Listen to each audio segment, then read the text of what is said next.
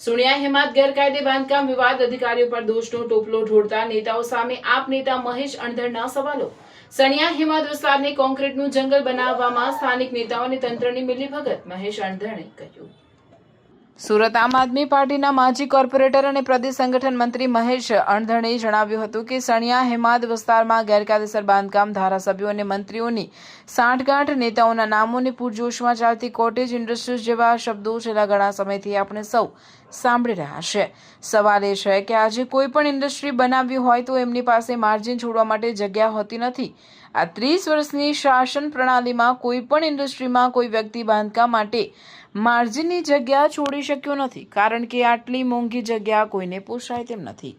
આ જગ જાહેર વાત હોવા છતાં તમામ મકાનો કે શેડ ગેરકાયદેસર બને છે। આ વિસ્તારમાં એવા કેટલાય મકાનો દેખાય છે જેનું બાંધકામ હજી પહેલા કે બીજા માળ સુધી પહોંચ્યું હોય ત્યારે તેમને કોઈ નોટિસ મળતી નથી, પરંતુ જેવા બાંધકામો ત્રીજા, ચોથા કે પાંચમા માળે પહોંચે એટલે તરત જ તેમના પર પ્રેશર લાવવામાં આવે છે।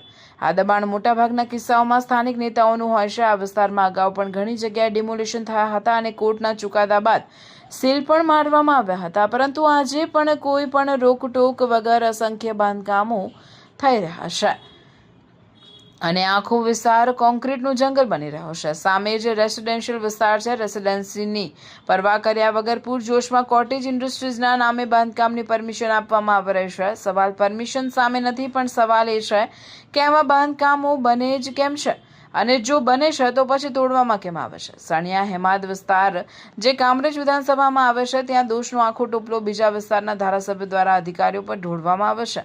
મારે અધિકારીઓ બાબતે એટલું જ કહેવું છે કે અધિકારીઓ ચોક્કસપણે આ જગ્યા પર ડિમોલિશન કરીને પોતાની નિષ્ઠા નિભાવી હતી, પરંતુ આ કામગીરી રોકાવનારા નેતાઓ કોણ હતા અને તેની તપાસ થવી જોઈએ। આપ નેતા મહેશ અણધડે વધુમાં જણાવ્યું હતું કે દોષનો ટોપલો અધિકારીઓ પર ઢોળનારા ધારાસભ્યોને જે વિસ્તારમાં ઇન્ડસ્ટ્રીઝ બની રહી છે ત્યાંના ધારાસભ્ય કે મંત્રી કેમ ચૂપ છે, એક શબ્દ પણ નથી બોલતા? શું પોતાના વિસ્તારમાં આવા ગેરકાયદે કોન્ક્રીટના જંગલો ઊભા થાય તો બોલવાની એમની જવાબદારી નથી? શું તેમની કોઈ મિલીભગત છે? બીજો સવાલ એ છે કે આ ગેરકાયદે બાંધકામોના કારણે સામાન્ય લોકોને લોન લેવામાં ભારે તકલીફ પડે છે। મકાન કે શેડ બનાવનાર દરેક વ્યક્તિને ડર હોય છે કે તેમનું મકાન કોઈ તોડી તો નહીં જાય ને, અથવા તો તોડતી વખતે પૈસાનો વહીવટ કરવો પડે છે। જો આ ધારાસભ્યને ખરેખર પ્રજાની ચિંતા હોય અને જેઓ 2-3 ટર્મથી ધારાસભ્ય બનીને બેઠા છે તો શું તેમણે ગુજરાત વિધાનસભામાં સુધારો કરવા માટે રજૂઆત કરી? જે ટેક્સટાઇલ કે અન્ય ઇન્ડસ્ટ્રી સાથે સંકળાયેલા લોકો છે તેઓ માર્જિનની જગ્યા છોડી શકે તેમ નથી। ભાજપ સરકાર લોકશાહીને અમલદારશાહી મળીને પણ 30 વર્ષથી આવું ગેરકાયદે બાંધકામ રોકી શકી નથી, તો પછી નિયમોમાં સુધારા કેમ લાવતી નથી? શું માત્ર આવા મકાનોમાં તોડ બાંધ કરીને પૈસા કમાવાનો જ ધારાસભ્યનો હેતુ છે? જો નિયમોમાં સુધારો કરવામાં આવે તો લોકોને માર્જિન છોડવું ન પડે, યોગ્ય ફાયર સેફ્ટીની સુવિધાઓ ઊભી થઈ શકે છે અને બાંધકામ લીગલ થઈ શકે, પરંતુ CGDCRમાં સુધારો એટલા માટે નથી કરાતો જેથી માત્ર એવા લાભાર્થીઓ ઊભા કરી શકાય જેમનાથી તોડબાજી કરીને પૈસા ઉઘરાવી શકાય। મારે ખાસ એટલી જ વિનંતી છે કે કોર્પોરેશને યોગ્ય કામગીરી કરતા કોણ રોકે છે તેનો ખુલાસો થવો જોઈએ। જ્યારે પણ ભાજપના નેતાઓ પર ફાંસીના ફંદા જેવી સ્થિતિ આવે છે ત્યારે તેઓ તમામ વાંક અધિકારીઓ પર ઢોળી દેશે, તેના બદલે નીતિમત્તા દાખવીને આ સમસ્યાનો કાયમી ઉકેલ લાવવો જોઈએ।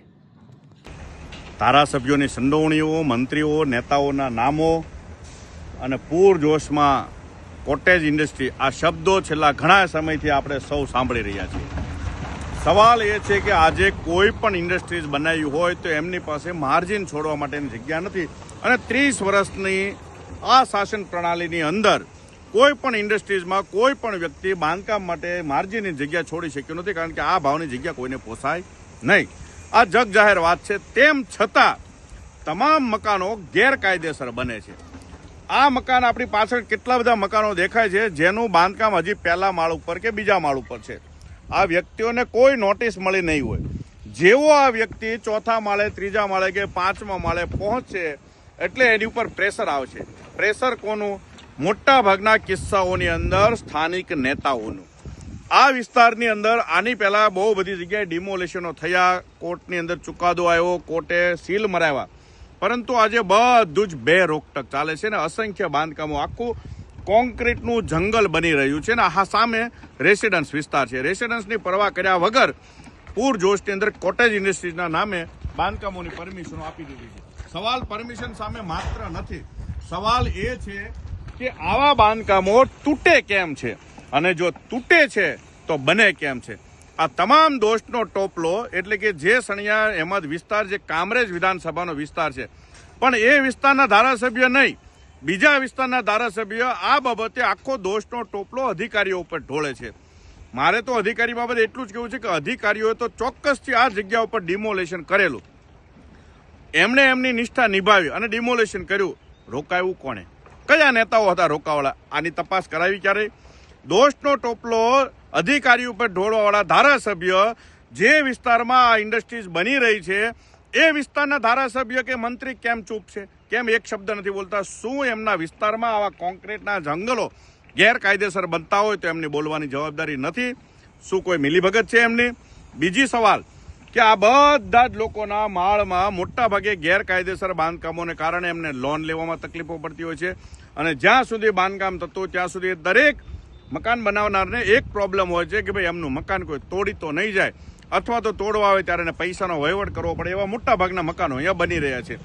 મારો સવાલ એ છે કે આ ધારાસભ્યોને જો આ પબ્લિકની ચિંતા હોય તો 2 વખત 3 ટર્મથી ધારાસભ્યો બનીને બેઠા છે.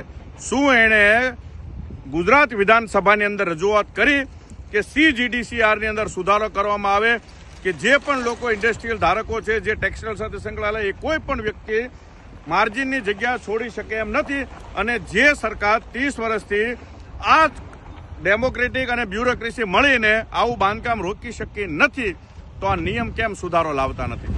શું માત્ર ને માત્ર આવા મકાનોમાં તોડ કરવાનો આશય ધારાસભ્યોનો છે એટલા માટે આજ સુધીમાં કદાચ કોઈ ધારાસભ્યએ આ મકાનો કાયદેસર થાય, એમને માર્જિન ના છોડવું પડે, કોમન એ લોકોને આજે ફાયરની સુવિધા ઊભી કરી શકાય અને કોમન એક સુવિધાની સાથે આખે માર્જિનની અંદર બાંધકામ કરી શકે અને એ બાંધકામ લીગલ થઈ શકે એવો CGDCRની અંદર સુધારો કેમ કરતા નથી?